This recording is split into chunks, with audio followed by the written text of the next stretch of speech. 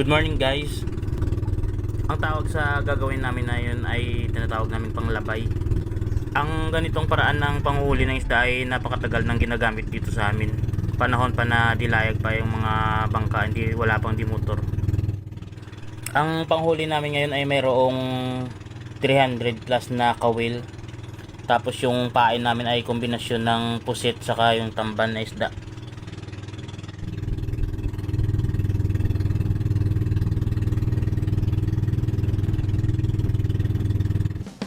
Dito na ihuhulog yung panghuli ng isda guys. Ang lalim daw na ito dito ngayon ay mga nasa 15 di pa.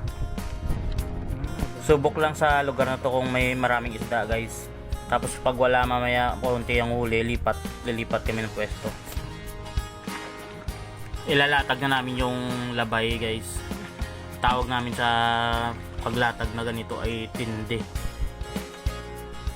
Unang tindi.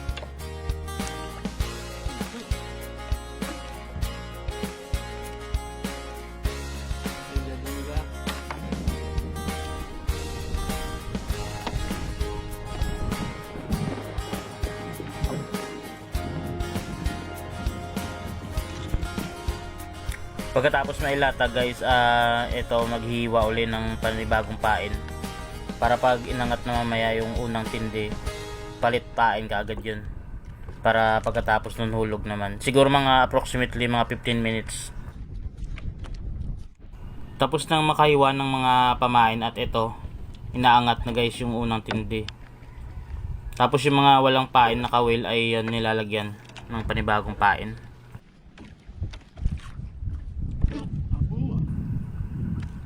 Abo guys, tawag namin sa isda na to ay abo. Nasa 160 ang kilo nito ngayon. Ang kagandahan dito sa abo guys kasi maramihan pag napahuli dito sa pamaramaraan na to.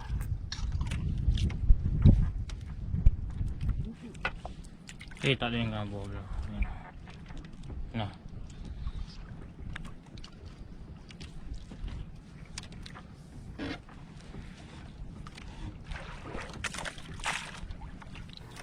Isdang bisogo guys.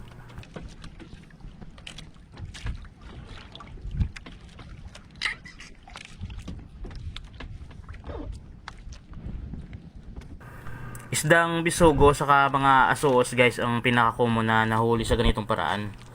Yung mga abo kasi seasonal lang yan pero pagka dumating maramihan.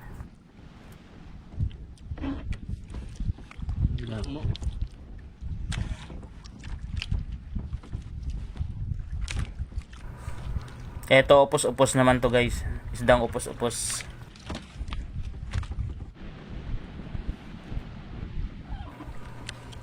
Abo ulit.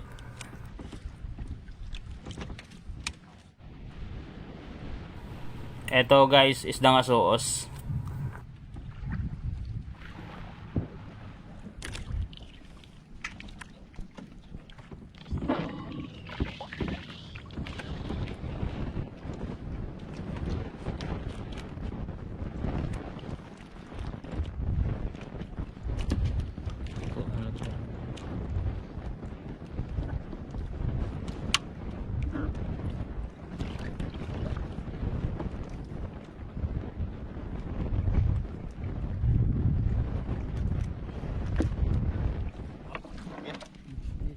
Okay guys, tapos na kami sa unang tindi.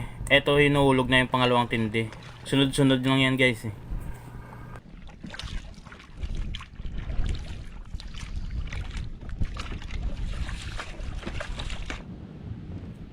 Eto na yung mga nahuli sa unang tindi. Hinahatak na yung pangalawang tindi na ginawa.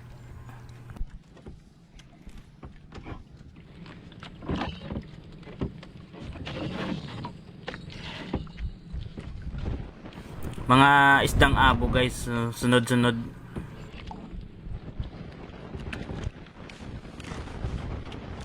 Bisugo pala tong isa. Ito talaga yung magandang huli guys, yung malalaking bisugo.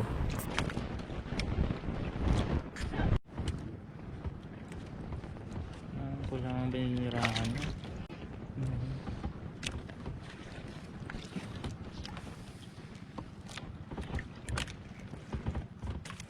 Sunggaw po doon. Wala pa. Lusay.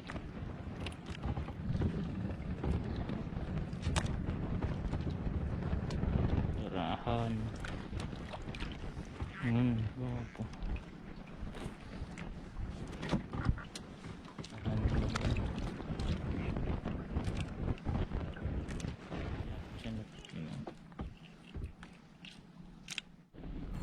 Hinuhulog na yung pangatlong tindi guys. Galing mo, Terman. Ano po? Uy, ko kasi boy. Itsay. Itsay na crab. Kinakain yung huli namin guys.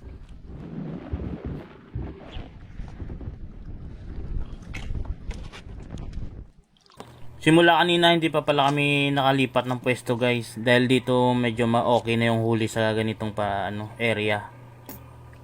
May mga abo na kasi dito, tapos may mga malalaking bisugo.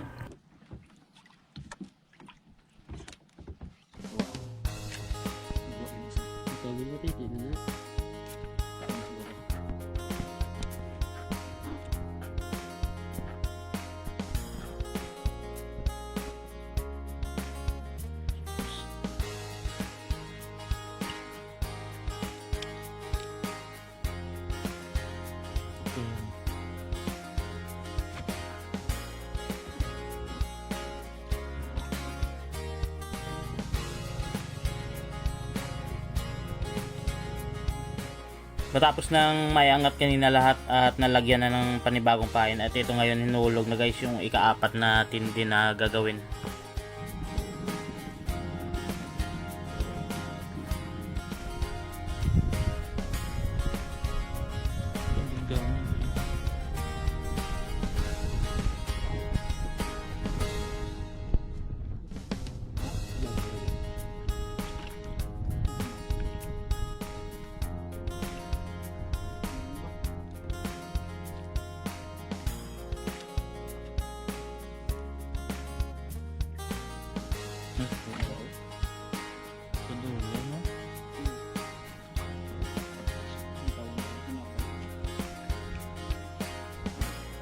Pwede man siya.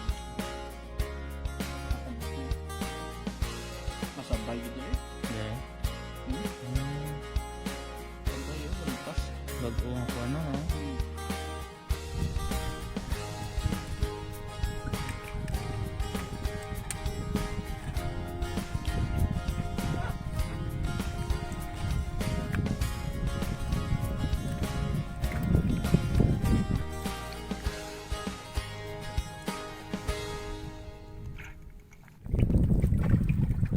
Ika-5 tindi na ngayon to guys.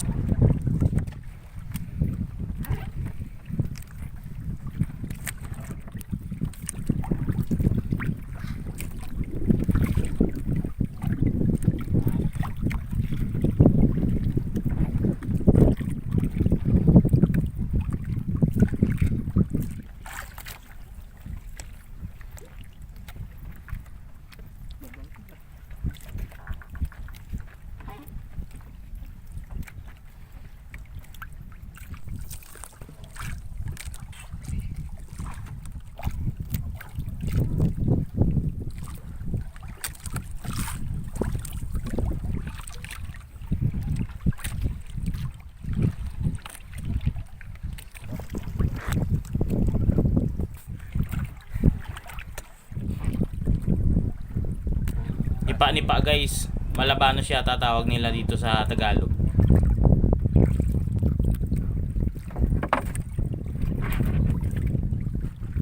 Banderahan, lagaw. Buhay pa no? Ika-6 at ito na yung huling tindi namin ngayon guys. Pero kung minsan 7 tindi yung ginagawa nila.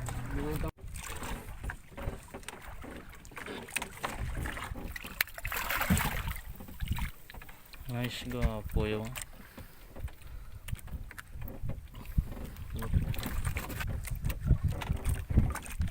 Gapo, banderahan. Abo. Gwapo ang bandirahan, no? Dahon. No, yung ano, malaki guys. Ano di? Padagay di. Abo guys. Puno guys, ang saka box. Gwapo bandirahan, no? Sakto sa box ay awas. Punong puno.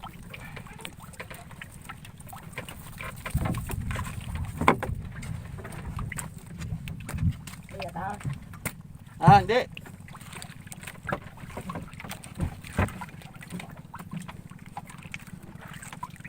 Huwag niya tubig bilhin. Harap lang bro. Ito na gaya.